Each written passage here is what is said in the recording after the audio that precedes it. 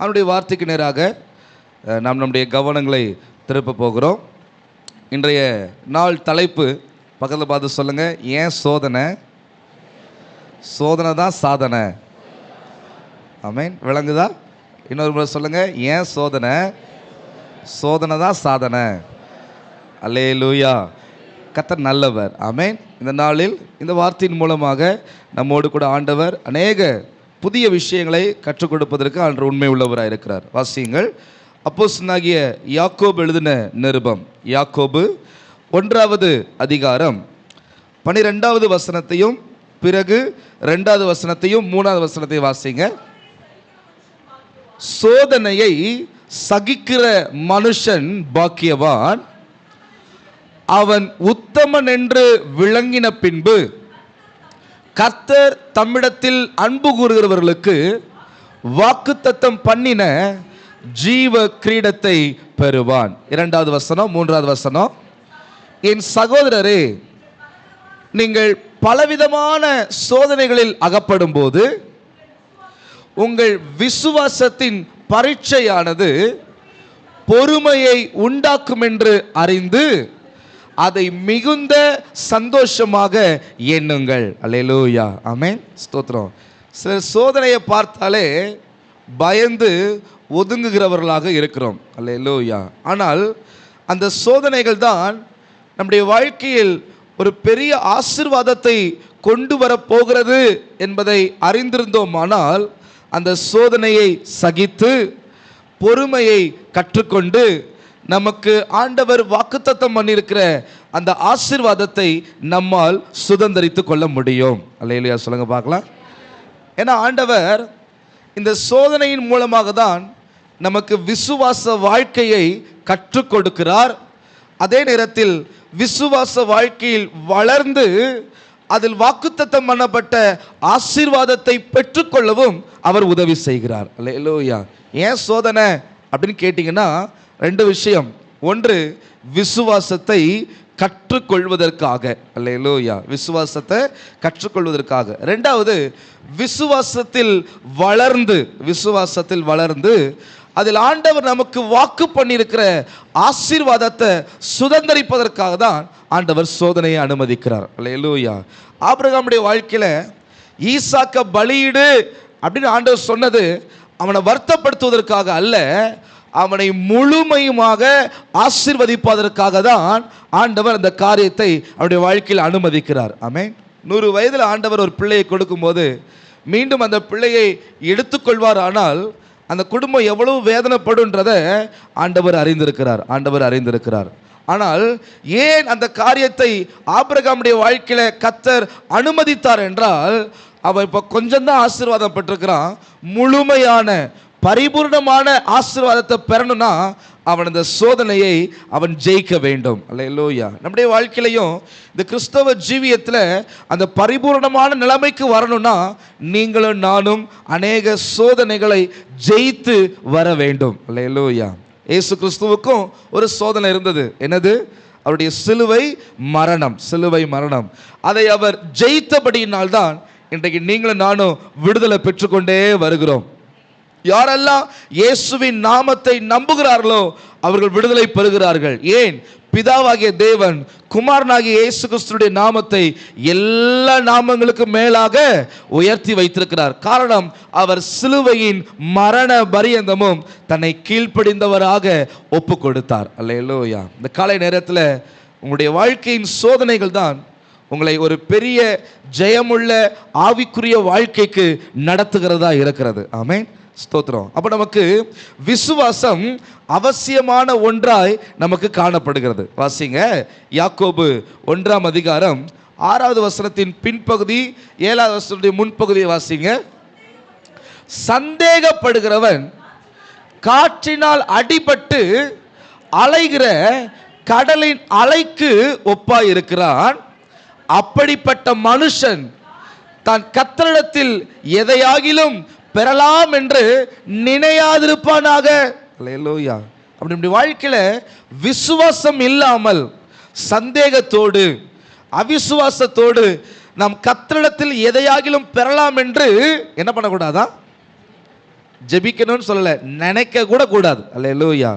அப்படியானால் நமக்கு விசுவாச வாழ்க்கை, கர்த்தர் மேலே வைக்கிற அந்த நம்பிக்கை நம்முடைய வாழ்க்கையில் ரொம்ப அதிகமாக இருக்க வேண்டும் என்று வேதம் நமக்கு கற்றுக் கொடுக்கிறது. அல்லேலூயா. ஆமென். நம்முடைய ஓட்டமே விசுவாச ஓட்டம். அல்லேலூயா. விசுவாச ஓட்டம். அப்படிதான் பவுல் எபிரேய நிருபக்காரர் அழகா சொல்றாரு, நமக்கு நியமித்திருக்கிற ஓட்டத்திலே பொறுமையோடு ஓட கடவோம். அல்லேலூயா. அது ஒரு விசுவாச ஓட்டம். 11வது அதிகாரத்தில் விசுவாச வீரர்களுடைய நீண்ட பட்டியல் சொல்லப்பட்டிருக்கிறது. அவர்கள் எல்லாம் விசுவாசித்து அதை அடைந்திருக்கிறார்கள் என்று சொல்லப்பட்டிருக்கிறது. அதுபோல இயேசு கிறிஸ்துவுடைய இரத்தத்தால கழுவப்பட்டிருக்கிற நீங்களும் நானும் இயேசுவை விசுவாசித்து தான் எல்லாவற்றிலும் ஜெயத்தை பெற்றுக்கொள்ள முடியும். அல்லேலூயா. இஸ்ரவேலை ஆண்டவரை வனாந்திரத்தில் நடத்தியதற்கு காரணமே தான் யார் என்பதையும் நாம் ஆராதிக்கிற தெய்வம் யார் என்பதையும் அவர்கள் விசுவாசிக்க வேண்டும். அப்படிதான் ஆண்டவர் நடத்தினாரு. ஆனால் அவங்க அதை புரிந்து கொள்ளவும் இல்லை, கானான சுதந்திரிக்கவும் இல்லை. அல்லேலூயா. நம்முடைய வாழ்க்கையும் இயேசுவை அறிந்து இயேசுவின் வழியில போய் கொண்டிருக்கிறோம்.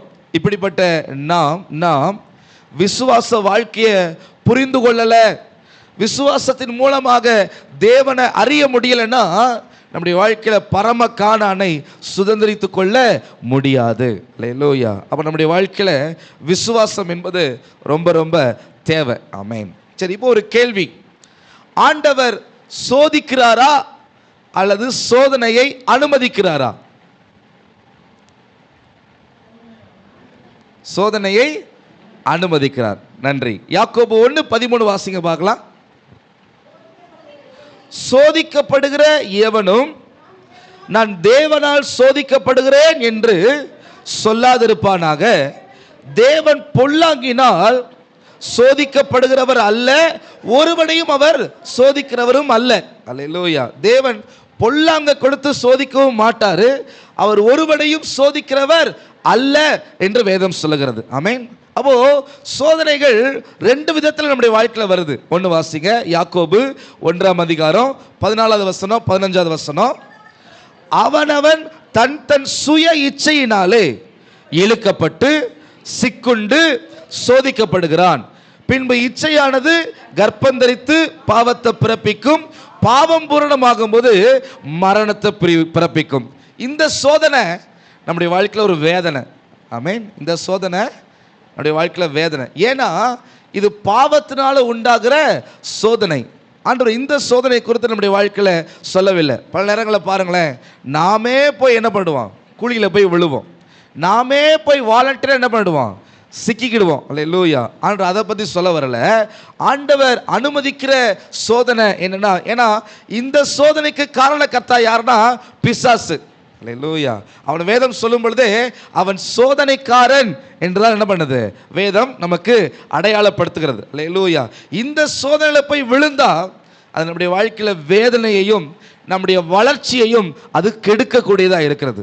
ஆனால் ஆண்டவர் அனுமதிக்கிற சோதனை நல்லா புரிந்து கொள்ளணும். ஆண்டவர் பொல்லாங்கினால் சோதிக்கிறவரும் அல்ல, அவர் எவனையும் சோதிக்கிறவரும் அல்ல.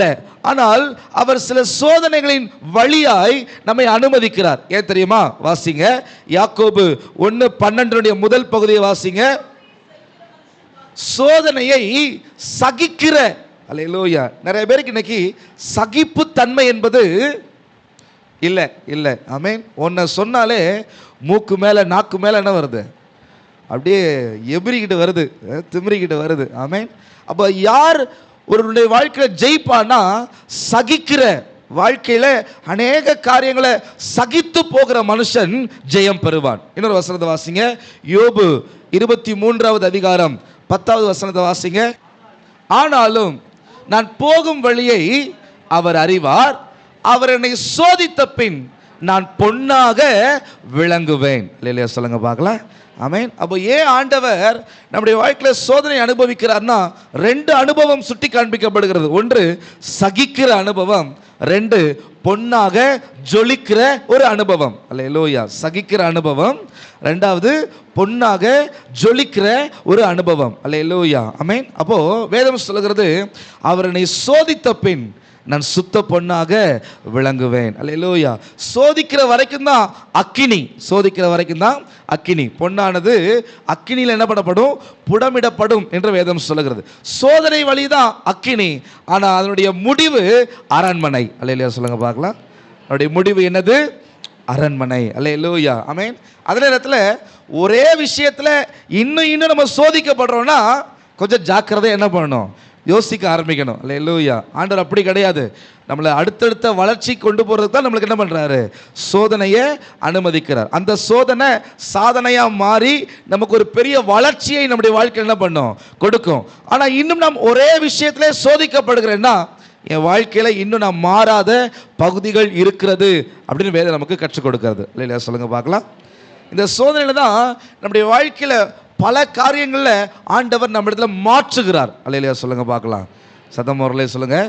ஆமென். நம்முடைய ஆண்டவர் நம்மை உருவாக்குகிறவர். நம்முடைய ஆண்டவர் நம்ம என்ன பண்ணுறவர்? உருவாக்குகிறவர். அப்போ உருவாக்கும் பொழுது ஒரு குயவனிடத்தில் ஒரு களிமண்ணை கொடுத்தீங்கன்னா அவர் எப்படி உருவாக்குவார்னா அந்த களிமண்ணை போட்டு காலில் என்ன பண்ணுவார்? மிதிப்பார். அந்த களிமண்ணை காலில் போட்டு என்ன பண்ணுவார்? மிதிப்பார். அப்புறம் அதை வணையிறதுக்கு முன்னாடி கையாலே என்ன பண்ணுவாங்க? குத்தி குத்தி என்ன பண்ணுவாங்க? அது பண்ணுவாங்க. அதுக்கப்புறம் ஒரு பெரிய சக்கரத்தில் வச்சு அந்த மண்ணை அது மேலே வச்சு அப்படியே சுற்றுவாங்க. அப்படியே என்ன பண்ணுவாங்க? சுற்றுவாங்க. அப்படி சுற்றி சுற்றி அந்த குயவன் அந்த கையால் அந்த மண்ணை அப்படியே அமுக்கி பிடிப்பார். அப்போ தான் அது அவர் விரும்புகிற விதத்தில் என்ன பண்ணும்? உருவாகும். அவர் விரும்புகிற விதத்தில் உருவாகும். அப்போது இந்த சோதனைகளை ஏன் கர்த்தரின் வாழ்க்கையில் அனுமதிக்கிறார் என்றால் என்னை மாற்றுவதற்காக. பக்கத்தில் பார்த்து சொல்லுங்க. நம்மளை மாற்றுறதுக்காக தான். ஆமென். ஏன்னா நீங்கள் வந்த நிலைமையில இன்னும் இருந்தால் உங்களால் என்ன பண்ண முடியாது? ஜெயத்தை பெற முடியாது. அல்லேலூயா. நான் இருக்கிற நிலைமையில தான் இருப்பேன், நான் மாற மாட்டேன் அப்படின்னா நம்முடைய வாழ்க்கையில் பிசாசு அநேக சோதனைகளை கொண்டு வந்து நம்மளை பின்வாங்கி போக பண்ணிடுவான். ஆனால் இயேசுவின் மேலே விசுவாசம் வைத்து அவர் அனுமதிக்கிற ஒவ்வொரு பாதைகளிலும் என்னை நான் மாற்றிக்கொள்வேன். ஆனால் அல்லேலூயா. ஆமென். இந்த ஆள்காட்டி விரலை பாருங்களேன். மற்றவங்களை சொல்லும்போது இந்த ஒரு கை தான் நீளுது, ஆனால் மற்ற 4 விரலும் யாரை பார்க்குது? என்ன தான் பார்க்குது. அப்போ நான் மற்றவர்களை சொல்வதை காட்டிலும் என்னை மாற்றிக்கொள்வது தான் என்னை சுற்றி இருக்கிறவர்களுக்கு நலமானதாக இருக்கும். இல்லை சொல்லுங்க பார்க்கலாம். ஆமென். நான் என்னை மாற்றிக்கிட்டேன்னா என்னை சுற்றி இருக்கிற எல்லாமே என்ன பண்ணிடும்? அல்லேலூயா. ஆமென். நீங்கள் பேசாமல் அமைதியாக இருந்தால் உங்களை சுற்றி இருக்கிறவங்க பேசுவாங்களா? நீங்கள் ஒரு வார்த்தை சொல்ல, அவங்களுக்கு ஒரு பதில் வார்த்தை சொல்ல, இப்படி தானே அங்கே சண்டை வளருது. நீங்கள் அமைதியாக இருந்துட்டா அந்த இடத்துல என்ன வந்துடும்? ஒரு அமைதல், ஒரு சமாதானம் என்ன பண்ணிடும்? வந்துடும். இப்படி எல்லா விஷயத்திலும் பிறர் மாற வேண்டும் என்று எதிர்பார்க்கிற நான் என்னை மாற்றிக்கொள்வேன். ஆனால் என் வாழ்க்கை ஜெயமாக மாறும். அல்லேலூயா. ஆமென். வேதம் அப்படிதான் சொல்லுது. பிறர் உனக்கு என்ன செய்ய வேண்டும் என்று நீ விரும்புகிறாயோ அதை முதலில் அவர்களுக்கு செய். அல்லேலூயா சொல்லுங்க பார்க்கலாம். அதுதான் மத்தேயுலாம் வாசிக்கணும். நீங்கள் 5, 6, 7 வாசிங்கன்னா ரொம்ப தெளிவாக ஆண்டு சொல்லுவார். பிறர் உனக்கு என்ன செய்ய வேண்டும் என்று நீ விரும்புகிறாயோ முதல்ல நீ அதை அவர்களுக்கு செய். அல்லேலூயா. அப்போது என் வாழ்க்கை வெற்றியாக மாறணும்னா நான் அநேக விஷயத்தில் மாறித்தான் ஆக வேண்டும். அல்லேலூயா. அதுக்கு தான் ஆண்டவர் சோதனை என்ன பண்ணுறாரு? அனுப்புகிறார். ஏன் இஸ்ரவேலை வனாந்திரத்தில் நடத்தணும்? எவ்வளவோ நல்ல பாதைகள்லாம் இருக்கிறது, அதில் நடத்தலை. வனாந்திரத்தில் செங்கடல் இருக்குது, தாண்டி போக முடியாது. வனாந்திரத்தில் யோர்தான் இருக்குது, தாண்டி போக முடியாது. வனாந்திரத்தில் எரிகோ இருக்குது, தாண்டி போக முடியாது. வனாந்திரத்தில் எங்கு பார்த்தாலும் நன்மை என்ற ஒன்றுமே இல்லை. பகலில் சூரியன் கொளுத்துகிறது, இரவில் ஆமென் ஸ்தோத்திரம் அந்த பனி அதிகமாக இருக்குது. இதுலயே ஆண்டவரை நடத்துறீங்க. இதில் தான்ப்பா வாழ்க்கையே மாறணும். அல்லேலூயா. குடிக்க தண்ணி பார்த்தா மாறாவா இருக்குது, கசப்பாக இருக்குது. ஆண்டவர் சொல்கிறாரு உன்னை மாற்றிக்கோ. அல்லேலூயா. உன் வாழ்க்கை இப்படி தான் மாறாவா இருக்குது. அது தித்திப்பாக மாறணும்னா அந்த இயேசு அதில் இறங்கணும். அல்லேலூயா. ஒரு கிளையை வெட்டி போட்டாங்க, அதை தண்ணீர் எப்படி மாறிடுச்சு? தித்திப்பாக மாறிடுச்சு. அப்போது நம்முடைய வாழ்க்கையில் நமக்கே ஏற்படுத்துகிற சோதனைகளை குறித்து வேதம் சொல்லவில்லை. அது உங்கள் பாடு, அது உங்கள் பாடு. யூதாஸ் காரியத்தில் அப்படி தான் வந்து சொல்கிறான், குற்றமில்லாத இரத்தத்தை அது உன் பாடு அப்படின்னு சொல்லிட்டாங்க. அல்லேலூயா. ஆமென். ஆனால் ஆண்டவர் நம்மை நடத்துகிற பாதைன்னு ஒன்று இருக்குது பார்த்தீங்களா? அந்த பாதைக்கு விட்டு கொடுங்க. சத்தமாரிலே சொல்லுங்க பார்க்கலாம். அப்போ நமக்கு வருகிற சோதனையை குறித்த ஒரு தெளிவு நமக்கு இருக்கணும். என்ன தெளிவு? என்னால் அல்லது என்ன பிசாசு தூண்டி சோதனைக்கு உட்படுத்துகிறானா, அல்லது ஆண்டவர் இந்த சோதனையை அனுமதிக்கிறாரா அப்படின்ற ஒரு தெளிவு எனக்கு இருக்கணும். ஹல்லேலூயா. நான் போன வாரமே சொன்னேன், நம்மை சுற்றி நடக்கிற காரியங்கள் என்ன பண்ணணும்? ஒரு ஆள் தான் கவனிச்சிருக்கிறீங்க. தெளிவாக சொல்லி கொடுத்தேன். மலை நாட்டின் ஆசீர்வாதத்தை பெறணும்னா நம்மளை சுற்றி ஆண்டவர் பல விஷயங்கள் என்ன பண்ணிட்டு இருக்கிறாரு, நடத்திக்கிட்டே வர்றாரு. அதை கவனமாக என்ன பண்ணணும்? கவனிக்கணும். அப்போது இன்னும் கொஞ்சம் கூடுதலாக சொல்கிறேன், நீங்கள் கவனிக்கும் போது தெளிவாக கவனிங்க. இது ஆண்டவர் அனுமதித்த சோதனையா அல்லது நானே எனக்கு ஏற்படுத்தி கொண்ட சோதனையா? ஆமென். அதை எப்படி கண்டுபிடிக்கணும்னா, நம்ம எங்கெல்லாம் கீழ்ப்படியலையோ அங்கே உண்டாகும் சோதனைலாம் நம்மால தான் வருது. ஹல்லேலூயா. ஆமென். தெளிவாக புரிஞ்சுக்கணும். எங்கெல்லாம் நான் கீழ்ப்படியாமல் இருக்கிறேனோ, எங்கெல்லாம் ஆண்டவருடைய சத்தத்துக்கு செவி கொடுக்காம இருக்கிறேனோ, எங்கெல்லாம் வேதத்துக்கும் என் வாழ்க்கைக்கும் ஒரு முரண்பாடு இருக்குதோ, அங்கெல்லாம் அந்த சோதனை என்னால் வருகிறது. ஹல்லேலூயா. அதிலிருந்து விடுதலை பெறணும்னா ஆண்டவரிட போய் மன்னிப்பு கேட்டு மீண்டும் அந்த கீழ்ப்படுகிற வாழ்க்கைக்குள்ள என்ன பண்ணணும்? வந்துடணும். இல்லையா? சொல்லுங்க பார்க்கலாம். ரொம்ப அமைதியாக இருந்தீங்கன்னா எனக்கே பயமாக இருக்குது. அதனால் கொஞ்சம் உற்சாகமாக இருங்க. கர்த்தர் உங்களை ஆசீர்வதிப்பார். ஹல்லேலூயா. ஆமென். அப்போது ரெண்டாவது விஷயம், நான் எல்லா காரியத்திலையும் கீழ்ப்படிந்து நடக்கிறேனே, எனக்கு சோதனை வருகிறது என்று சொன்னால் அது உங்களுக்கு ஆண்டவர் அனுமதிக்கிறார். ஏன்? உங்களை பொன்னாக விளங்க செய்வதற்காக ஆண்டவர் அனுமதிக்கிறார். அதில் ஜாக்கிரதையும் விசுவாசமுமா இருந்தால் உங்களால் ஜெயிக்க முடியும். இல்லையா? சொல்லுங்க பார்க்கலாம். சத்தம் வரல சொல்லுங்க. ஆமென். அப்போ சோதனையுடைய ரெண்டு விதத்தை புரிந்து கொள்ளணும். என்னால் வருகிற சோதனையா, ஆண்டவரால் வர்ற சோதனையா? என்னால் வருதுன்னா நான் பல இடங்களில் கீழ்ப்படியாமல் இருக்கிறேன்னு அர்த்தம்.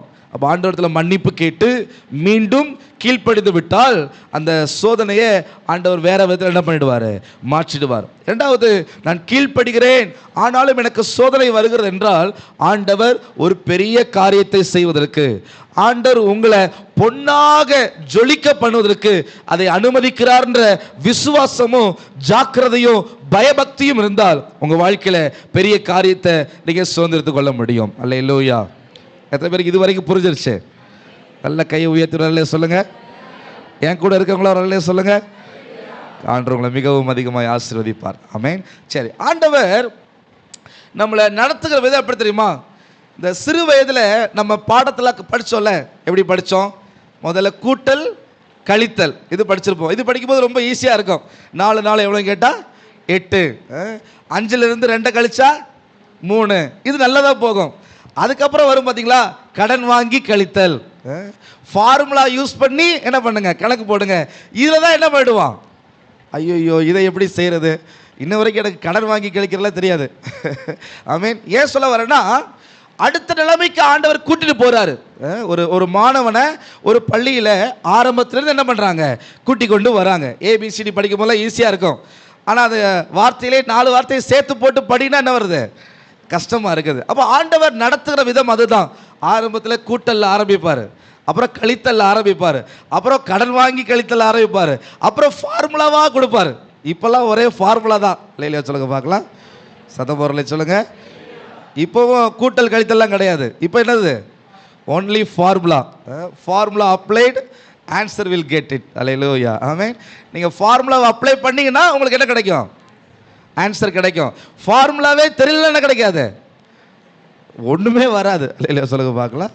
ஆமென். அப்போது ஆண்டவர் நம்மை நடத்துகிற விதம் இதுதான். ஏன் சோதனை அனுமதிக்கிறார் அப்படின்னா, உங்கள் வாழ்க்கையை அடுத்த கட்ட வளர்ச்சி நிலைமைக்கு என்ன பண்ணுறாரு, கொண்டு போகிறார். நிறைய விஷயங்கள் என்ன பண்ணுறாரு, புரிய வைக்கிறார். நிறைய விஷயத்தை ஆண்டவர் என்ன பண்ணுறாரு, கற்றுக் கொடுக்கிறார். நீங்கள் நல்லவங்க நம்பிக்கிட்டு இருந்தீங்க பார்த்தீங்களா, சோதனை நேரத்தில் அவங்க யாருன்னு உங்களுக்கு தெரிய வைப்பார். இல்லையா? சொல்லுங்க பார்க்கலாம்.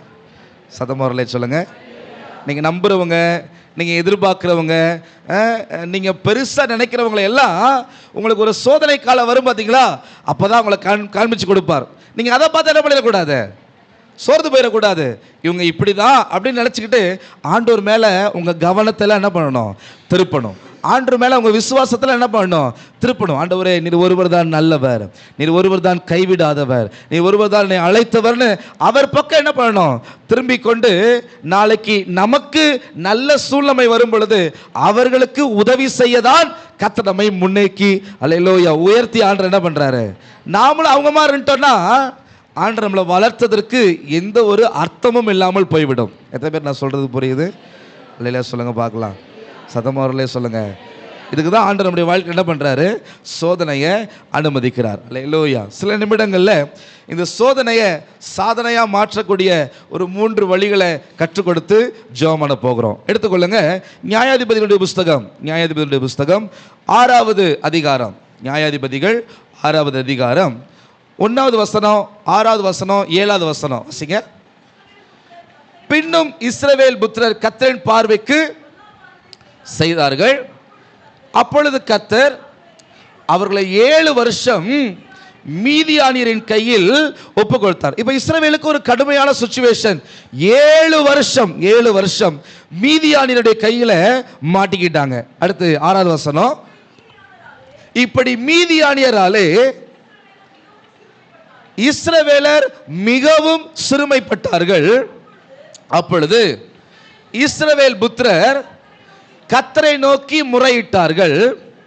இஸ்ரவேல் புத்திரர் மீதியானியர் நிமித்தம் முறையிட்ட போது 10வது வசனம், நான் உங்கள் தேவனாகிய கர்த்தர் என்றும்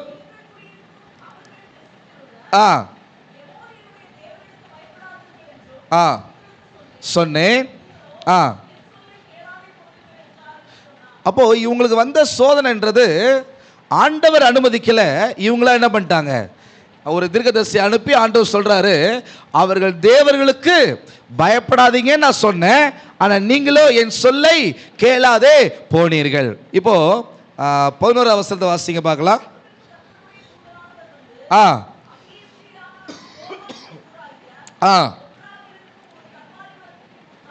உட்கார்ந்தார். அப்பொழுது அவனுடைய குமாரன் கிதியோன் கோதுமையை மீதியானியரின் கைக்கு தப்புவிக்கிறதுக்காக ஆலைக்கு சமீபமாய் அதை போரடித்தான். அல்லேலூயா, ஆமென். இந்த வசனத்தை நீங்க நல்லா கவனிக்கணும். இந்த மீதியானியர், நீங்க நியாயாதிபதிகள் 6ஆம் அதிகாரத்தை வீட்டில் போய் வாசிங்க. இல்ல மீதியானியர்கள் என்ன செய்வாங்கன்னா, இவர்கள் பயிர விளைச்சலுக்கு வருகிற அந்த நேரத்தில் அந்த விளைச்சல் ஒன்றை கூட வைக்காமல் எடுத்துட்டு போயிடுவாங்க. அந்த விளைச்சல் ஒன்றை கூட வைக்காமல் எடுத்துட்டு போயிடுவாங்க. ஆமென். ஆனா இந்த மனுஷனை பாருங்க, தன்னுடைய இடத்துல வயல் நிலத்துல விதைத்த அந்த விதைகளை பொறுக்கி கொண்டு ஆலைகளை அதை போரடிக்கிறான். அல்லேலூயா சொல்லுங்க பார்க்கலாம். ஆமென். அப்போ இதை தேவதூதன் கவனிச்சுட்டே இருக்கிறாரு. யாரும் செய்யாத ஒரு காரியத்தையும் மீதியானியரின் கைக்கு தன்னுடைய பொருளை தப்புவிக்கிற இந்த கிதியோனை கர்த்தர் பார்க்கிறார். ஆமென். மற்றவங்கள்ட்ட இருக்கிற எல்லாத்தையும் அவன் பிடிக்கிட்டு போயிடுறான். ஆனால் அந்த கிதியோன்ட்ட இருக்கிறத மாத்திரம் என்ன பண்ண முடியல, அவனால் கைப்பற்றி கொள்ள முடியல. அப்போ கர்த்தர் பார்க்குறாரு, இவன் பாவம் செய்யவில்லை. அல்லேலூயா. அப்போ இவன் இந்த சோதனைக்குள்ள என்ன பண்ணுறான்? சிக்கி இருக்கிறான். என் ஜனம் என்னை நோக்கி முறையிடுது, அவர்களையும் இவர்களையும் நான் காப்பாற்ற வேண்டுமானால் இந்த கிதியோனை நான் தேர்ந்தெடுக்கணும்னு சொல்லி அன்று முடிவு பண்ணி அந்த கிதியோனை அழைக்கிறார். அல்லேலூயா சொல்லுங்க பார்க்கலாம்.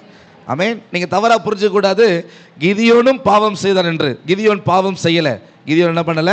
பாவம் செய்யல. அந்த தீர்க்கதரிசி சொல்லும்போது சொல்வாரு, உங்களை எகிப்திலிருந்து அழைத்து கொண்டு வந்த தேவனை நீங்க மறந்துட்டீங்க அப்படின்னு சொல்லுவாரு. ஆனா கிதியோன் கேட்பாரு, எகிப்துல எங்கள் பிதாக்களுடைய நாட்கள் நடந்த அந்த அற்புதங்கள் எங்கே?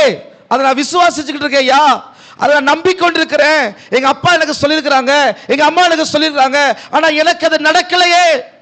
அப்போதான் ஆண்டவர் சொல்றாரு, நான் உன்னை அழைக்கிறேன் பராக்கிரமசாலியே, உனக்கு இருக்கிற இந்த பலத்தோடு நீ போ. அல்லேலூயா. நீங்க சொல்லலாம், நான் ஏசப்பாவை நம்பிக்கொண்டிருக்கிறேனே, ஏசப்பாவை விசுவாசித்துக் கொண்டிருக்கிறேனே, ஏன் எனக்கு நடக்கல?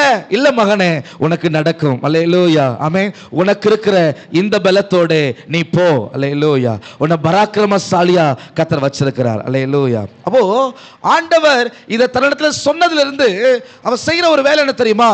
ஆண்டவரிடத்தை தன்னை தாழ்த்தி ஜெபம் பண்ண ஆரம்பிக்கிறான். அல்லேலூயா. இன்றைக்கு நான் சொல்லுகிற முதல் காரியம், உங்க சோதனை அது சாதனையா மாறணும்னா ஜெபம் பண்ணுங்க. அல்லேலூயா சொல்லுங்க பார்க்கலாம்.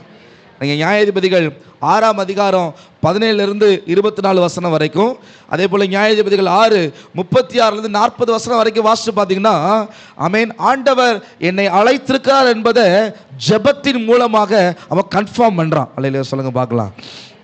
அப்போது ஆண்டவர் தான் இந்த சோதனையை அனுமதிக்கிறாரா அப்படின்னு ஜெபம் பண்ணி என்ன பண்ணுங்க, கன்ஃபார்ம் பண்ணுங்க. அப்போ தான் ஆண்டவர் நடத்துகிற வழியில் உங்களால் நடந்து போக முடியும். அல்லேலூயா ஆமென். அப்போ ஜெபம் பண்ண ஆரம்பிக்கிறான். அல்லேலூயா ஆமென்.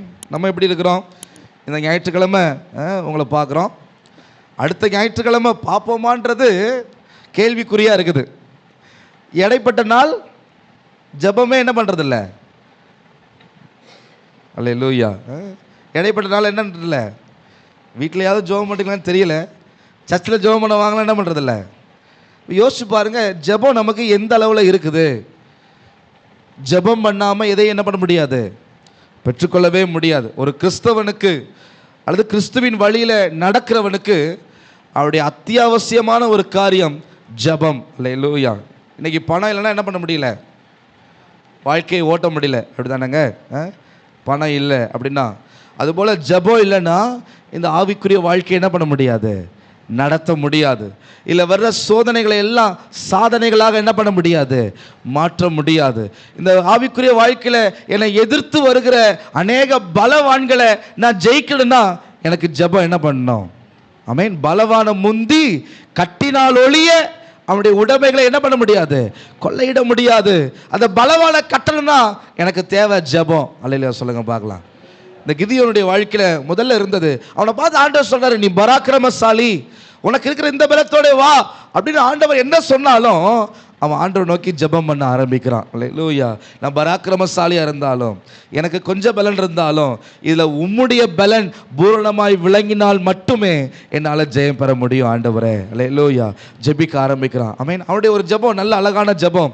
ஒரு ஆட்டு தோலை எடுத்துகிட்டு போயிட்டு அதை ஆணுடைய சமூகத்தில் வச்சு முதல்ல இந்த ஆட்டு தோல் மேலே என்ன பண்ணணும், பனி பெய்யணும், சுற்றி இருக்கிற இடம்லாம் என்ன பண்ணணும், காஞ்சிருக்கணும் அப்படின்னு கேட்குறான்.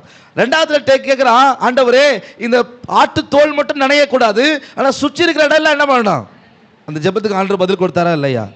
அதில் தான் அவனுக்கு ஒரு முழு நம்பிக்கை வருது, என்னை என் ஆண்டவர் நிச்சயம் இந்த மீதியான முறியடிக்கிறதுக்கு அவர் அழைச்சிருக்கிறாரு. அல்லேலூயா. எனக்கு ஒரு பலத்தை வச்சிருக்கிறாரு. ஆமென். என்ன ஒரு பராக்கிரமசாலியாக மாற்றிருக்கிறார்ன்ற ஒரு நம்பிக்கை எதனால் வந்ததுன்னா ஜெபத்தினால வந்தது. அல்லேலூயா. ஜெபிக்காம நம்பிக்கை ஒரு துளி அளவு கூட நம்முடைய வாழ்க்கையில் வராது. எத்தனை பேர் நான் சொல்கிறது புரியுது? ஜெபம் பண்ணாமல் என்னதான் சொன்னாலும் நம்பிக்கைன்றது ஒரு துளி அளவு கூட நம்முடைய வாழ்க்கையில் வராது. ஜெபம் பண்ணணும். அல்லேலூயா. மத்தேயு 6:13 ஆண்டவர் ஜெபிக்க கற்றுக் கொடுக்கும்போது ரொம்ப அழகாக கற்றுக் கொடுக்கிறாரு. வாசிங்க பார்க்கலாம். எங்களை சோதனைக்கு உட்பட பண்ணாமல் தீமை நின்று எங்களை ரட்சித்துக் கொள்ளும். நான் சோதனைக்கு உட்பட படக்கூடாதுப்பா, ஆனாலும் என்ன வரும்? அந்த வசனம் நல்லா வாசிங்களா திரும்ப வாசிங்களேன். சோதனைக்கு உட்பட பண்ணாமல், நான் போய் என்ன பண்ணிடக்கூடாது, சோதனையில விழுந்துடக்கூடாது. ஆனால் அடுத்த வசனம் தீமை. அப்போ எனக்கு சோதனை வரும், ஆனாலும் அதுல இருந்து என்ன பண்ணுங்க. அப்போ எவ்வளவு அழகா ஆண்டவர் ஜெபிக்க கற்றுக் கொடுத்துருக்காரு பாருங்க. ஜெபத்துல இந்த சோதனையை சாதனையா மாற்றக்கூடிய ஒரு ஜெபத்தை ஆண்டவர் கற்றுக் கொடுத்திருக்கிறாரு. அல்லேலூயா. ஆமென். இல்லைன்னா நம்ம ஜெபிக்க வேண்டிய அவசியம் இல்லைங்க. ஆண்டவர் திட்டமும் தெளிவுமாய் சொல்லியிருக்கிறார், எங்களை சோதனைக்குட்பட பண்ணாமல் தீமை நின்று எங்களை ரட்சித்துக் கொள்ளுங்கப்பான்னு ஒவ்வொரு நாளும் அவருடைய சமூகத்தில் என்ன பண்ணணும், நல்ல சத்தமாக தான் சொல்லுங்க, ஜெபம் பண்ணணும். அல்லேலூயா. ஜெபிக்க வாங்க. அல்லேலூயா. சண்டே வர ஆட்கள் என்ன பண்ணாதீங்க. சில பேர் சண்டே பார்க்க முடிய மாட்டுது. அப்போ உங்கள் வாழ்க்கையை குறித்து என்ன நினைக்கிறது சொல்லுங்க பார்க்கலாம். வாழ்க்கையை குறித்து என்ன நினைக்கிறது? அல்லேலூயா. ஜெபம் தேவைங்க. ஜெபம் தேவை. அல்லேலூயா. ஆமென். ஆண்டவரை பாருங்களேன், இரவெல்லாம் ஜெபிக்கிறார். ஏங்க இயேசு ஜெபிக்கணும்? யோசிச்சு பாருங்க. ஆமென். அல்லேலூயா. ஆமென். ஏன் இயேசு ஜெபிக்கணும்? அவரே ஜெபம் பண்ணி தான் எல்லாத்தையும் என்ன பண்ணிருக்கிறாரு. ஒரு சின்ன விஷயமா இருந்தாலும் இயேசு என்ன பண்ணிருக்கிறாரு. அப்போ அவருக்கே அது முக்கியம்னா உங்களுக்கு எனக்கும் எவ்வளவு முக்கியமாக இருக்கணும். பக்கத்தில் பார்த்து சொல்லுங்க, ஜெபம் தாங்க முக்கியம். ஜெபத்தை தவிர வேற எதையும் என்ன பண்ணக்கூடாது. ஜெப நேரத்தை மிஸ் பண்ணக்கூடாது. ஆமென். நானும் பார்க்குறேன், உங்கள்கிட்ட சொல்லிகிட்டே இருக்கிறேன். சரி, ஏதாவது ஒரு ஜெபத்தில் உங்கள் முகத்தை பார்க்க முடிஞ்சா கூட சந்தோஷமாக இருக்கும். எந்த ஜெபத்துலையுமே உங்கள் முகத்தை பார்க்க முடியலனா எப்படிங்க என்னால் சந்தோஷமாக இருக்க முடியும்? அல்லேலூயா. நான் சொல்கிறது புரியுதா உங்களுக்கு? அல்லேலூயா. நான் உங்களுக்கு தெளிவாக சொல்லியிருக்கிறேன். உங்கள் யாரையும் எல்லா ஜெபத்துக்கும் வாங்கன்னு என்ன பண்ணலை, சொல்லவே இல்லை. அப்படி சொன்னால் நீங்கள் என்ன கேட்கலாம், எல்லா ஜெபத்துக்கும் வாங்கன்னு சொல்லலை. ஆனால் அறிவிப்பு கொடுக்கப்படுது, ஆண்டவரே இந்த ஜெபத்தில் நான் போய் என்ன பண்ணணும், கலந்துக்கணும் முடிவு பண்ணி நீங்கள் முதல்ல வீட்டில் ஜெபம் பண்ணி அந்த நேரத்தை விசேஷித்த ஒரு நேரமாக என்ன பண்ணுங்க. அல்லேலூயா. உங்கள் ஊரில் உங்கள் சொந்தக்காரங்க வீட்டில் கல்யாணம்னு சொன்னாங்கன்னா என்ன பண்ணுவீங்க? நல்ல ட்ரெஸ் எடுப்பீங்களா இல்லையா? முன்னாடியே ஸ்கூலுக்குலாம் என்ன பண்ணிடுவீங்க, லீவ் போட்டுருவீங்க. ஒரு நாளைக்கு முன்னாடியே போய் என்ன பண்ணுவீங்க, என் நாத்தனார் என் கொழுதுனார் அவர் அவ்வளவு தேவைன்னு ஒரு நாள் முன்னாடியே போய் என்ன பண்ணுவீங்க, உட்காந்துருவீங்க. அங்கே உங்களுக்கு ஒரு வேலை இருக்காது, சும்மா தான் கதை பேசிகிட்டு இருப்பீங்க. ஆனால் ஒரு நாள் முன்னாடியே போய் உட்காந்துருவீங்க. ஏங்க? அவங்க நமக்கு தேவை, அப்படி தானே? அப்போ இயேசு உங்களுக்கு தேவை இல்லையாங்க? இயேசு தேவையில்லைன்னா ஜெபம் ஜெபிக்க வரமாட்டீங்க. அல்லேலூயா. ஆமென். நான் உங்களை தயவாக கேட்குறேன். ஆமென். எல்லா நாளும் வாங்க நான் உங்களை கேட்கல. ஆமென். வாரத்தில் ஒரு முறையாவது ஞாயிற்றுக்கிழமை தவிர்த்து ஒரு நாள் சர்ச்சில் நீங்கள் என்ன பண்ணணும், வந்து ஜெபம் பண்ணணும். அல்லேலூயா. ஆலயத்தில் அண்ணால் உட்காந்து ஜெபம் பண்ணா அவள் வாழ்க்கையே ஒரு பெரிய டிரான்ஸ்ஃபர்மேஷன் ஆச்சு. அல்லேலூயா. அவள் இனிமேல் அவள் முன்னாடி அழுதுகிட்டு இருக்கிறா, இனிமேல் அவள் அழுகவே இல்லை. ஏன்? ஆலயத்தில் வந்து ஆணுடைய சமூகத்தில் மனசெல்லாம் கொட்டிட்டு போயிட்டா. அல்லேலூயா. அவள் மனசில் ஒன்றுமே இல்லை, கவலைப்படுறதுக்கு ஒன்றுமே இல்லை, வீட்டில் போய் சந்தோஷமாக இருக்கிறா. ஆமென். மீண்டும் ஆலயத்துக்கு வரா. தான் பெற்ற ஒரே பிள்ளை அது ஆண்டவருக்கு என்ன பண்ணிட்டா, ஆலயத்தில் கொண்டு விட்டுட்டு திரும்பி பார்க்காம போயிட்டா. யோசிச்சு பாருங்களேங்க. சாமுவேல் அழுதுருப்பான்ல, அம்மான்னு கூப்பிட்டுருப்பான்ல, திரும்பி பார்க்கலங்க. ஆலயத்தில் நான் அவனை கேட்டேன், எனக்கு கர்த்தர் கொடுத்தாரு, நான் ஆலயத்திலே அர்ப்பணிச்சுட்டு போகிறேன். அல்லேலூயா. அந்த அந்த சாமுவேல் கெட்டு போனாரா? ஆலயத்தில் வந்து ஒரு கெட்டு போனாரா? இல்லைங்க. உலகமெங்கும் ஒரு பெரிய தீர்க்கதரிசியாக கர்த்தர் அவரை உயர்த்திட்டார். அல்லேலூயா. ஜெபம் பண்ணுங்க. ஆமென். நான் மறுபடியும் சொல்கிறேன், நம்முடைய ஆண்டவருக்கே ஜெபம் அவசியமாக இருந்தது. அதுபோல் நமக்கும் ஜெபம் ரொம்ப ரொம்ப முக்கியம். பக்கத்தில் பார்த்து சொல்லுங்கள், கொஞ்சம் தட்டி சொல்லுங்கள், ஜெபம் ரொம்ப ரொம்ப முக்கியம். அல்லேலூயா. ஆமென். ஸ்தோத்திரம். அல்லேலூயா. யார் ஜெபத்திற்கு அதிக முக்கியத்துவம் கொடுக்கிறார்களோ அவர்கள் நிச்சயம் ஜெயம் பெறுவார்கள். நீங்கள் எழுதி வேணால் வச்சுக்கோங்க. யார் ஜெபத்துக்கு அதிக முக்கியத்துவம் கொடுக்குறீங்களோ அவங்கள கர்த்தர் ஜெயம் பெற வைப்பார். அல்லேலூயா. அவங்க வாழ்க்கை தனியாக துண்டாக தெரிகிற அளவுக்கு ஆண்டவர் நடத்துவார். அல்லேலூயா. இந்த கிதியோன் பயப்படுகிற ஒரு மனுஷன். ஆமென். அவனுடைய காரியமே ஆலைக்கு புறம்பாக போய் என்ன பண்ணிட்டு இருக்கிறான், அதை போர் அடிச்சுட்டு இருக்கிறான். ஏன்? மீதியானியர் வந்தால் என்ன பண்ணிடுவான், பிடிக்கிட்டு போயிடுவான்னு பயத்தில் போய் பண்ணிட்டு இருக்கிறான். அதுபோல தான் நம்முடைய வாழ்க்கையில் நிறைய பயங்கள் நமக்குள்ள என்ன பண்ணுது இருக்குது. ஆனால் அந்த பயம் உள்ளதாக இருக்கணும், வெளில தெரியக்கூடாது. இல்லைல்ல சொல்லுங்க பார்க்கலாம். கீழே விழுந்தாலும் மீசியில் என்ன பண்ணக்கூடாதான், மண்ணு ஓட்டக்கூடாது. தோத்தாலும் ஜெயித்தாலும் மீசி என்ன பண்ணுமா, அப்படி நிறைய பேர் சொல்கிறாங்க. அல்லேலூயா. ஆமென். உள்ள பயம் இருக்கலாங்க, ஆனால் வெளியில் சிங்கத்தை போல் என்ன பண்ணணும், தைரியமாக இருக்கணும். அந்த பலத்தை யார் கொடுப்பார்னா தேவன் கொடுப்பார். அதை எங்கே பெற்றுக்கொள்ள முடியும்னா தேவ பாதத்தில் போய் அமர்ந்து ஜெப நேரத்தில் வந்து கலந்து கொண்டு ஜெபித்தா அதை என்ன பண்ண முடியும். ஆமென். நீங்கள் சாட்சி சொன்னாங்க, முகம் பார்க்கல, ஆனால் ஒரு கேன்சர் எவ்வளோ பெரிய நோய், அதுலேருந்து ஆண்டவர் விடுதலை கொடுத்துருக்கிறாரு. இது யாராலங்க? ஜெபம் பண்ணோம், கர்த்தரால் என்ன பண்ணுது, நடக்குது. அல்லேலூயா. நடக்குது. கடந்த வாரம் ஒரு தாய் வந்து சொன்னாங்க, என் குடும்பத்தில் ஏற்கனவே ஒரு இழப்பு நாங்கள் அனுபவிச்சிட்டோம் பாஸ்டர், இன்னொரு இழப்பை எங்களை நாங்கள் அனுபவிச்சா எங்கள் குடும்பம் தாங்காதுன்னு சொல்லி ஜெபம் பண்ணிட்டு போனாங்க. கர்த்தர் அவங்க மகனை அற்புதமாக ஆண்டவர் குணமாக்கி வச்சிருக்கிறார். எல்லாத்துக்கும் காரணம் என்ன? ஜெபம் மட்டும்தான். அல்லேலூயா. இனி நம்ம ஊழியம் இவ்வளவு திட்டமிட்டு இருக்கிறோமே, என்ன நம்பியோ உங்களை நம்பியோ இல்லைங்க, இயேசுவை நம்பி தான் திட்டமிட்டு இருக்கிறோம். பணத்தை எனக்கு அவர் கொடுப்பார், எனக்கு நம்பிக்கை இருக்குது. அல்லேலூயா. எல்லாத்தையும் திருப்தியாக செய்வதற்கு இயேசு கொடுப்பார். நான் ஜெபம் பண்ணுறேன், அதுபோல் ஜெபம் பண்ணுங்க, ஆண்டவர் உங்களுக்கு கொடுப்பார். அல்லேலூயா. ஜெபம் நமக்கு ரொம்ப முக்கியம். அல்லேலூயா. இயேசு சாகிற வரைக்கும் என்ன பண்ணார், சாகிற கடைசி நொடி வரைக்கும் என்ன பண்ணார். அல்லேலூயா. ஜெபத்தை ரொம்ப அசால்ட்டாக என்ன பண்ணாதீங்க, நினைக்காதீங்க. ஜெபம் எந்த அளவுக்கு ஏறெடுக்கப்படுகிறதோ அந்த அளவுக்கு வான மண்டலங்களின் சத்துவங்களை எல்லாம் ஆண்டவர் அசைக்க பண்ணுவார். அல்லேலூயா. நம்முடைய ஜெபத்திற்கு பதில் விடாமல் தடுக்கிறதே அந்த கிரியைகள். ரெண்டாவது நாம் ஏதாவது தப்பு பண்ணியிருந்தா அதை போய் தடுக்குது. இந்த ரெண்டும் உடைக்கப்பட்டுருச்சுன்னா அது எப்படி உடைக்கப்படும்? ஜெபத்தில் ஆணுடைய பாதத்தில் வந்து விழுந்தாதான். அல்லேலூயா. ஒருவேளை பன்றியின் சாப்பாட்டை சாப்பிட்றதுக்கு வழி இல்லாத ஒரு மனுஷன் அப்பாவுடைய பாதத்தில் போய் விழுந்தா பாருங்க, 3 நேரமும் நல்ல சாப்பாடு அவனுக்கு கிடைக்குது. அல்லேலூயா. மீண்டும் ராஜகுமாரனா என்ன பண்ணிட்டான்? மாறிட்டான். என்ன நடந்தாலும் ஏசப்பா பாதத்தில் போய் கண்ணீர் விட்டு விழுந்துட்டா போதுங்க, அவர் எல்லாத்தையும் மாற்றிடுவார். அல்லேலூயா. அப்போ சோதனை சாதனையா மாறனா சத்தமா சொல்லுங்க, இவ்வளவுதானா? ஜெபம் அவசியம். அல்லேலூயா. ஆமென். ரெண்டாவது நியாயாதிபதிகள் 7ஆம் அதிகாரம் 2வது வசனத்தை வாசிங்க பார்க்கலாம். கிதியோனை நோக்கி, நான் மீதியானியரை உன்னோடு இருக்கிற ஜனத்தின் கையில் ஒப்பு கொடுக்கிறதற்கு அவர்கள் மிகுதியா இருக்கிறார்கள். என் கை என்னை ரட்சித்தது என்று இஸ்ரவேல் எனக்கு விரோதமாக வீம்பு பேசுகிறதுக்கு இடமாகும். அடுத்த வசனம், ஆகையால் பயமும் திகிலும் உள்ளவன் எவனோ அவன் திரும்பி ஓடி போக்கடவன் என்று நீ ஜனங்களின் செவிகள் கேட்க பிரசித்தப்படுத்தி என்றார். அப்பொழுது ஜனத்தில் 20,000 பேர் திரும்பி போய்விட்டார்கள், 10,000 பேர் மீதியா இருந்தார்கள். அல்லேலூயா. ஆமென். இன்னொரு வசனத்தை வாசிங்க. மத்தேயு யோவான் 6ஆம் அதிகாரம் 60வது வசனத்தை வாசிங்க பார்க்கலாம். அவருடைய சீஷரில் அநேகர் இவைகளை கேட்ட பொழுது, இது கடினமான உபதேசம், யார் இதை கேட்பார்கள் என்றார்கள். அல்லேலூயா. ஆமென். முதல்ல ஜெபம் பண்ணிட்டோம்.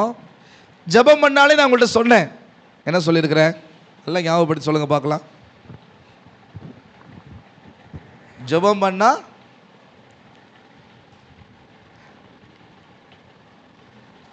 விடிய விடிய கதை கேட்டாலும் என்ன சொல்ல, ஜெபம் பண்ணா பதில் என்ன பண்ணும்?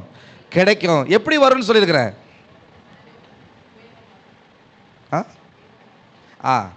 ஜெபத்துக்கு பதில் நான் தெளிவாக உங்களுக்கு சொல்லி கொடுத்துருக்கிறேன். நீங்கள் கேட்குற விஷயம் அப்படியே கூரையை பிச்சுக்கிட்டு நடக்கிற மாதிரி என்ன பண்ணாது. ஆனால் அதுக்கு முன்னாடி கர்த்தர் வார்த்தையை என்ன பண்ணுவார்? கொடுப்பார். அந்த வார்த்தையில் எல்லாமே அடங்கி இருக்கும். அந்த வார்த்தையை நீங்கள் விசுவாசித்தீங்கன்னா தான் என்ன பண்ணும்? அது நடக்கும்னு சொல்லிடுறேன். அப்படி தானே? அதே போல தான் இங்கே ஆண்டவர் நமக்கு நிறைய உபதேசங்களை சொல்லி கொடுத்துருக்கிறார். அல்லேலூயா. ஸ்தோத்திரம். உபதேசம் பண்ண வந்தாலே சொல்லிடுவாங்க, என்ன பண்ணுவாங்க? உபதேசம் பண்ண வந்துட்டான்ப்பா அப்படி என்ன பண்ணுவாங்க? விலகி விலகி என்ன பண்ணுவாங்க? ஆமென். ஆனால் நீதிமொழிகள் 5ல் ரொம்ப அழகாக சொல்லப்பட்டிருக்கு. வாசிங்க. நீதிமொழிகள் 5:11. முடிவிலே உன் மாம்சமும் உன் சரீரமும் உருவழியும் போது நீ துக்கித்து, ஐயோ போதகத்தை நான் வெறுத்தேனே, கடிந்து கொள்ளுதலை என் மனம் அலட்சியம் பண்ணினதே, என் போதகரின் சொல்லை நான் கேளாமலும் எனக்கு உபதேசம் பண்ணினவர்களுக்கு நான் செவியை சாயாமலும் போனேனே, சபைக்குள்ளும் சங்கத்துக்குள்ளும் கொஞ்சம் குறைய எல்லா தீமைக்கும் உள்ளானேனே என்று முறையிடுவாய். அல்லேலூயா. ஆமென். ஸ்தோத்திரம். ஆண்டோடைய வார்த்தையின்படி நடங்கன்னு சொன்னா மட்டும் என்ன பண்ணுது? எட்டிக்காயை சாப்பிட்றது போல, பாவக்காயை சாப்பிட்றது போல எப்படி இருக்குது? ஏன்னா சீஷர்களுக்குள்ள ஆண்டவர் சொன்ன உபதேசத்தை கேட்டு நிறைய பேர் என்ன பண்ணிட்டாங்களாம்? இது கடினமான உபதேசம், யார் இதை பின்பற்றுவார்கள்? அதே போல இங்க கிதியோனுடைய இடத்துல சொல்றாரு, யாரெல்லாம் பயப்பட்டுக்கிட்டு இருக்கீங்களோ, யாருக்கெல்லாம் திகிலா இருக்குதோ எல்லாரும் ஓடி போயிடுங்க சொன்னா எத்தனை பேர் ஓடி போயிட்டான்? 20,000 பேர் என்ன பண்ணிட்டாங்க? இப்போ மீது எவ்வளோ பேர் தான் இருக்கிறாங்க? அப்போ யோசிச்சு பாருங்க. எல்லாராலும் ஆண்டோடைய வார்த்தை என்ன பண்ணிட முடியாது? கடைபிடித்திட முடியாது. யாரெல்லாம் உண்மையாக ஜெபம் பண்ணுறாங்களோ, யார் உண்மையாக ஆண்டரை விசுவாசிக்கிறாங்களோ, ஆண்டருடைய வார்த்தையின்படி தான் என்ன பண்ணணும், நடக்கணும் அப்படின்ற தீர்மானத்தோடு கூட இருக்கிறாங்களோ, அவங்களால தாங்க பெரிய ஜெயத்தை பெற்றுக்கொள்ள முடியும். அல்லேலூயா. அதே யோவான் 6:66 சொல்லும் பொழுது சீமோன் பேதுரு சொல்றாரு, யாரிடத்தில் நாங்கள் போவோம் ஆண்டவரே? ஜீவன் தருகிற வார்த்தைகள் உம்மிடத்தில் அல்லவோ இருக்கிறது. அவங்கள தான் ஆண்டவர் அப்போஸ்தலர்களா என்ன பண்ணாரு? மாற்றினார். அந்த பேதுருவை தான் நிற்க வச்சு பிரசங்கம் பண்ண வச்சாரு. 3000 பேர் 5000 பேர் என்ன பண்றாங்க? ரட்சிக்கப்படுறாங்க. மறுபடியும் சொல்றேன், ஆண்டவருடைய வார்த்தைக்கு, அவருடைய உபதேசத்திற்கு யார் கீழ்ப்படுகிறீங்களோ அவங்கள தான் ஆண்டவர் அதிகமாக என்ன பண்ண முடியும்? ஆசீர்வதிக்க முடியும். அவங்க தான் சோதனைகளை என்ன பண்ணுவாங்க? ஜெயம் பெறுவாங்க. அல்லேலூயா. இப்போ ஆண்டவர் சொல்றாரு, இந்த 10,000 பேர் ரொம்ப அதிகம் தான் சொல்லிட்டு அங்க ஒரு டெஸ்ட் வைக்கிறாரு, அங்க ஒரு உபதேசம் கொடுக்கிறாரு. தண்ணி என்ன பண்ணணும், குடிக்கணும் அப்படின்னு சொல்றாரு. அங்க ஒரு விதத்துல ஆண்டவர் சொல்லி 300 பேரை மட்டும் தான் என்ன பண்றாரு. யோசிச்சு பாருங்க, மீதியானியர் 7 வருஷம் இந்த இஸ்ரவேலை கொடுமைப்படுத்திட்டு இருக்கிறான். நல்லா கவனிச்சு பாருங்க, ஒவ்வொரு வருஷத்துக்கும் அவருடைய எண்ணிக்கை அதிகமாயிருக்கும், அவருடைய படைகளின் எண்ணிக்கை என்ன பண்ணிருக்கும், அதிகமாயிருக்கும். ஆனா ஆண்டவர் ஒரு வழி சொல்றாரு, 300 பேரை கொண்டுட்டு போ. சில நேரத்தில் ஆண்டவர் சொல்ற காரியம் எல்லாம் ரொம்ப ரொம்ப ரொம்ப ரொம்ப வித்தியாசமா இருக்கும். ஆனா அதுதான் வழி. பக்கத்தில் பார்த்து சொல்லுங்க, ஆண்டவர் சொல்ற காரியம் ரொம்ப வித்தியாசமா இருக்கும், ஆனா அதுதான் வழி. அதுக்கு பேர் தான் உபதேசம். அல்லேலூயா. அதுக்கு கீழ்ப்படிஞ்சா சோதனை என்ன பண்ணிடும், சாதனையா மாறிடும். அல்லேலூயா சொல்லுங்க பார்க்கலாம்.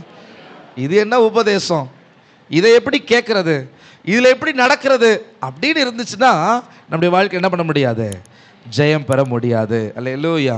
நீங்க பைபிள் படிக்கும்போது ரொம்ப கவனமா படிக்கணும். ஒரு வேத வசனத்தை வாசிக்கிறீங்கன்னா இது ஏன் சொல்லப்பட்டிருக்கிறது, இது எதற்காக சொல்லப்பட்டிருக்கிறது, இது யாருக்காக சொல்லப்பட்டிருக்கிறது, இதை கொண்டு நான் என்ன செய்யணும் அப்படின்றத கேள்வி கேட்டு என்ன பண்ணணும், நீங்க வேதத்தை வாசிக்கணும். அல்லேலூயா. அப்பதான் அதுல இருக்கிற உபதேசம், அதுல இருக்கிற வழி, அதுல இருக்கிற கர்த்தருடைய வெளிச்சம், அதுல இருக்கிற கர்த்தருடைய ரேமா வெளிப்பாடு இதெல்லாம் நமக்கு கிடைக்கும். அல்லேலூயா. அந்த வழியில நடந்தா வேதம் சொல்லுது, அவன் பேதையா இருந்தாலும் திசை கெட்டு போவதில்லை. அல்லேலூயா சொல்லுங்க பார்க்கலாம். ஒண்ணுமே தெரியாதவனா இருந்தாலும் பைபிள் படிச்சோ அல்லது ஆண்டவருடைய சத்தத்தை கேட்டோ அதன்படி நான் நடப்பேன்னு நடந்தா அவன் பேதையா இருந்தாலும் அவன் திசை கெட்டு போவதில்லை. அல்லேலூயா சொல்லுங்க பார்க்கலாம். முதல்ல ஜெபம், ரெண்டாவது அவருடைய வார்த்தை, அதில் இருக்கிற உபதேசம். அல்லேலூயா சொல்லுங்க பார்க்கலாம். ஆமென். அவர் எதற்காக ஏன் சொல்லுகிறார் என்ற ஒரு புரிதல் நமக்குள்ள இருக்குமானா சோதனை என்ன பண்ண முடியும். ஆமென். நிறைய பேர் கேட்குற கேள்வி தானே, ஏன் எனக்கு நடக்குது, எதுக்காக எனக்கு நடக்குது, புரியவே இல்லை. இதுதான் எல்லாருடைய கேள்வி, அப்படி தானே. ஆமென். எல்லாருடைய வாழ்க்கை நடக்கிறதுக்காக தானே. ஆமென். பாஸ்டர் ஏன் நடக்குது, எதுக்கு நடக்குதுன்னு எனக்கு என்ன பண்ணல தெரியல, ஒரே குழப்பமா இருக்குது, நான் என்ன செய்யணும் எனக்கு ஒன்றுமே புரியல, எனக்காக ஜெபம் பண்ணுங்க. நீங்க தாங்க ஜெபம் பண்ணணும். அல்லேலூயா. உங்ககிட்ட தான் கர்த்தருடைய வார்த்தை என்ன பண்ணுது இருக்குது, உங்க கூட தான் ஆண்டவர் பேசுறாரு. அப்ப ஆண்டவர்கிட்ட கேட்டா அதுக்கான விளக்கத்தை ஆண்டவர் கொடுப்பாரு, ஒரு வார்த்தையும் கொடுப்பாரு. அல்லேலூயா. ஆண்டவர் சொல்றாரு 300 பேரை தெரிஞ்செடுத்துக்கோ. ஆமென். அவன் கையில ஈட்டியை கொடு, சரி அவன் கையில தீவட்டியை கொடு, ஒரு பானையை கொடு. ஆமென். யோசிச்சு பாருங்க, இதெல்லாம் யுத்தம் பண்றதுக்கான வழிமுறையே கிடையாது, யுத்தம் பண்றதுக்கான வழிமுறையே கிடையாது. இதெல்லாம் கொண்டு போங்கன்னு ஆண்டவர் சொல்றாரு. ஆமென். கிதியோனுக்கு ஒரு நம்பிக்கை இருந்துச்சு, அந்த ஆட்டுத்தோலை ஈரமாக்கினவரும் தரையை ஈரமாக்கினவரும் என் கூட என்ன பண்றாரு இருக்கிறாரு. அவர் சொன்னதை நான் அப்படியே என்ன பண்ணுவேன், இவர் சொல்றதெல்லாம் நான் செய்யறதா, இவர் என்ன சொல்றது. அல்லேலூயா. இப்படிதான் நிறைய வாழ்க்கை இருக்குது. அவர் அப்படிதான்ப்பா சொல்லிட்டே இருப்பாரு, பாஸ்டர் அப்படிதான் கத்திட்டே கிடப்பாரு, நம்ம செய்யறது என்ன பண்ணுவான், கவனம். ஆமென். கடைசியில் சொல்லக்கூடாது, ஐயோ பாஸ்டர் சொன்னதுன்னா, ஏசப்பா சொன்னதுன்னா, அப்போ ஒண்ணுமே என்ன பண்ண முடியாது. அல்லேலூயா. உபதேசத்தை ஏற்றுக்கொள்ளுங்க. அல்லேலூயா. உபதேசத்தை வெறுக்காதீங்க. அல்லேலூயா. ஆமென். யாராவது ஒரு நல்லது சொன்னா காது கொடுத்து என்ன பண்ணுங்க, புரடி கேட்குறீங்க, அடுத்த வீடு நாசமாக போகிறதெல்லாம் கேட்குறீங்க, நல்ல காரியத்தை என்ன பண்ணுங்க, கொஞ்சம் காது கொடுத்து கேளுங்க. அல்லேலூயா. ஆமென். நல்லது என்னென்ன, நல்லதே நடக்கும்னு எவ்வளோ பேர் என்ன பண்ணுறான் சொல்கிறான். ஆமென். ஆண்டவர் எவ்வளவோ நல்ல உபதேசங்களை வேதத்தில் என்ன பண்ணியிருக்கிறாரு. இதில் இரவும் பகலும் என்ன பண்ணுங்க, தியானமாக இருங்க. அல்லேலூயா. இதனுடைய வழியில் நடங்க. உங்கள் வாழ்க்கையில் சோதனைகளை எல்லாம் ஆண்டவர் ஜெயமாக என்ன பண்ணுவார், மாற்றி கொடுப்பார். சரி, அடுத்து மூன்றாவது வாசிங்க, நியாயாதிபதிகள் 7ஆம் அதிகாரம் 8வது வசனத்தை வாசிங்க பார்க்கலாம். அடுத்த வசனம் வாசிங்க. அன்று ராத்திரி கர்த்தர் நோக்கி, நீ எழுந்து அந்த சேனையிடத்திற்கு போ, அதை உன் கையில் ஒப்பு கொடுத்தேன். இப்ப ஜெபம் இருக்குது, அடுத்து வார்த்தை இருக்குது. இப்ப என்ன பண்ணணும்னா செயல்படுத்தணும். இல்லையா சொல்லுங்க பார்க்கலாம். எந்த பேருக்கு புரியுது. ஆமே. வார்த்தையில என்ன பண்ணாச்சு, கேட்டியாச்சு. இப்போ அவனுக்குள்ள ஒரு பயம். என்ன பயம்னா, 300 பேரை நான் என்ன பண்ணிருக்கிறேன், வச்சிருக்கிறேன், எப்படி ஆண்டவரே இவங்களை போய் என்ன பண்றது, ஜெயிக்கிறது. அப்போ ஆண்டவர் சொல்றாரு, நீ பயப்பட்டு தானே இருக்கிற, நான் சொல்றேன், நீ என்ன பண்ணு, அந்த சேனை இடத்துக்கு போய் என்ன பண்ணு பாரு அப்படின்னு சொல்றாரு. அங்க போனா அங்க சேனைகள் இருக்கிறவங்க ஒருத்தருக்கு ஒருத்தர் பேசிக்கிறாங்க. அந்த வசனத்தை வாசிங்க பார்க்கலாம். ஆ ஆ ஆ ஆ ஆ ஆ அவங்க பேசுறத மட்டும் வாசிங்க. 13ஆம் வசனம் வாசிங்க. வந்தபோது ஒருவன் மற்றொருவனுக்கு ஒரு சொப்பனத்தை சொன்னான். அதாவது, கண்டேன், ஆ உருண்டு வந்தது, அதை விழத்தள்ளி கவிழ்த்து போட்டது. அடுத்த வசனம், ஆ ஆ ஆ ஒப்பு கொடுத்தார் என்றான். அல்லேலூயா சொல்லுங்க பார்க்கலாம். நிறைய நேரத்தில் என்ன பிரச்சனைனா, எல்லாத்தையும் கேட்குறோம், ஆனால் அந்த செயல்பாட்டுக்கு என்ன பண்ண மாட்டோம். ஆமென். கேள்விப்பட்டீங்களா?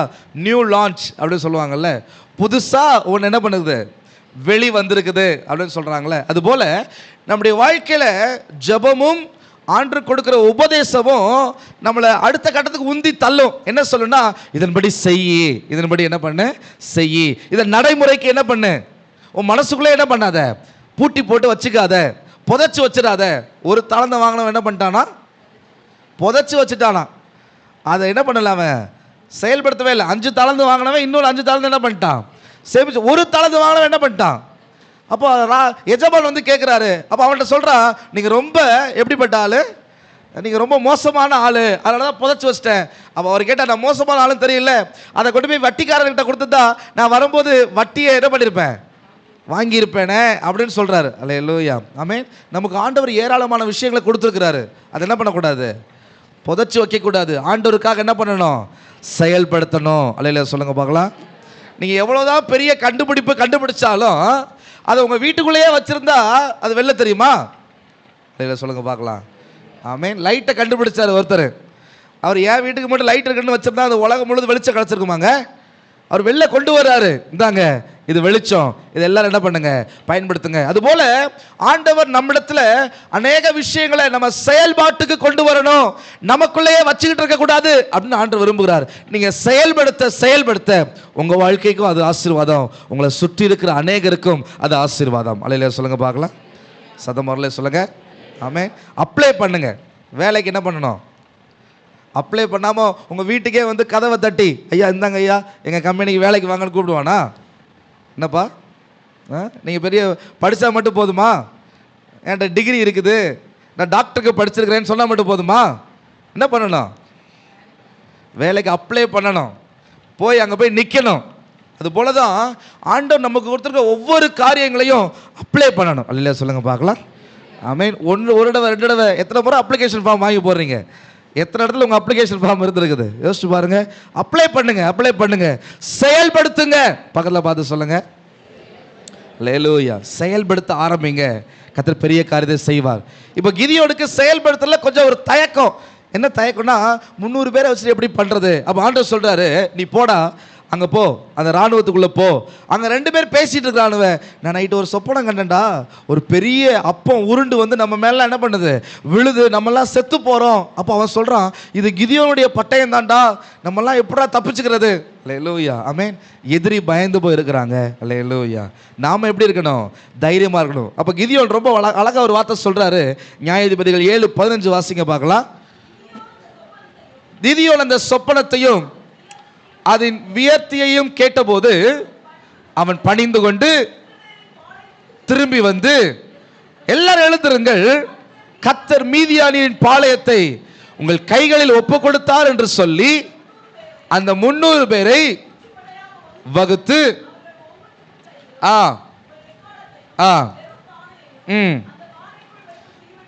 கொடுத்து அவர்களை நோக்கி, நல்லா கவனிங்க, நான் செய்வதை பார்த்து அப்படியே நீங்களும் செய்யுங்கள். அல்லேலூயா சொல்லுங்க பார்க்கலாம். இப்போ இந்த கிதியோன் மட்டும் இல்லைங்க, இந்த 300 பேர் எப்படி தான் இருக்கிறான், பயந்து தான் இருக்கிறான். அப்போ கிதியோன் சொல்றாரு, பயப்படாதீங்க, எல்லாம் ரெடி ஆகுங்க, நான் செய்வதை பார்த்து அப்படியே செய்யுங்கள். அல்லேலூயா. என்ன செஞ்சாங்க? கர்த்தருடைய பட்டயம், கிதியோனின் பட்டயம் சொல்லி பானைகளை உடைச்சு தீவட்டிகளை பிடிச்சு வரும்போது, ஆமென், ரொம்ப அழகா இருக்கும். வாசிங்க நியாயாதிபதிகள் 7. நடு ஜாமத்தின் துவக்கத்தில் ஆ ஆ ம் ஆ ஆ ஆ உடைத்தார்கள். 21 வசனம். பாளையத்தை சுற்றிலும் அவரவர் தங்கள் நிலையிலே நின்றவர்கள் அப்பொழுது சிதறி கூக்குரலிட்டு ஓடி போனார்கள். 300 பேரும் எக்காலங்களை ஊதுகையில் கர்த்தர் பாளையமெங்கும் ஒருவர் பட்டயத்தை ஒருவருக்கு விரோதமாக ஓங்க பண்ணினார். அல்லேலூயா. இவங்க போட்ட அந்த சத்தம், அந்த இரைச்சல் எப்படி கேட்டுச்சோ தெரியல. ஒவ்வொருத்தரும் அவனவனுக்கு விரோதமா என்ன பண்ணிட்டான்? அல்லேலூயா சொல்லுங்க பார்க்கலாம். இது எப்படிங்க நடந்தது? ஜெபம் பண்ணதுனால, அவருடைய உபதேசத்தை கை கொண்டதுனால, ஆண்டவர் செயல்படுத்துன்னு சொன்ன விஷயத்தை செய்ததுனால. அல்லேலூயா. 3 விஷயத்தை செய்ததுனால இந்த கிதியோனுக்கு முன்பாக இருந்த மீதியானியரின் அத்தனை சேனைகளையும் ஆண்டவர் சங்கரித்து போட்டார். அல்லேலூயா. இந்த காலை நேரத்தில் உங்களுடைய வாழ்க்கையிலையும் வேதம் எப்படி சொல்லியிருக்கிறதோ அப்படியே செய்து பாருங்கள். உங்கள் வாழ்க்கையில் இருக்கிற சோதனைகளை ஆண்டவர் சாதனையாக மாற்றுவார். அல்லேலூயா. ஆமென். மறுபடியும் நான் ஃபர்ஸ்ட் சொன்னதை சொல்லுங்க பார்க்கலாம். ஏன் சோதனை? சோதனை தான். பக்கத்தில் பார்த்து கைப்பிடிச்சு சொல்லுங்க. இனிமேல் சொல்லக்கூடாது என் வாழ்க்கையில் சோதனையே வர வேண்டான்னு. நீங்கள் சொல்லணும், எவ்வளோ சோதனை இருந்தாலும் வா. அல்லேலூயா. ஏசியா கூட இருக்கிறார். அல்லேலூயா. நான் உன்னை ஜெயிச்சா நான் என்ன பண்ணுவேன்? அடுத்த லெவலுக்கு போயிடுவேன். அல்லேலூயா. இந்த கேமில் விளையாடும்போது ஒவ்வொரு ஸ்டேஜாக என்ன பண்ணுறாங்க? ஜெயிச்சு அதுபோல் ஒவ்வொரு ஸ்டேஜாக ஆண்டவர் உங்களை கடக்க பண்ணி முடிவில் மகிமையை சுதந்திரிக்க ஆண்டவர் கிருபை செய்வார். எல்லாரும் எழுப்பின இருக்கலாம்.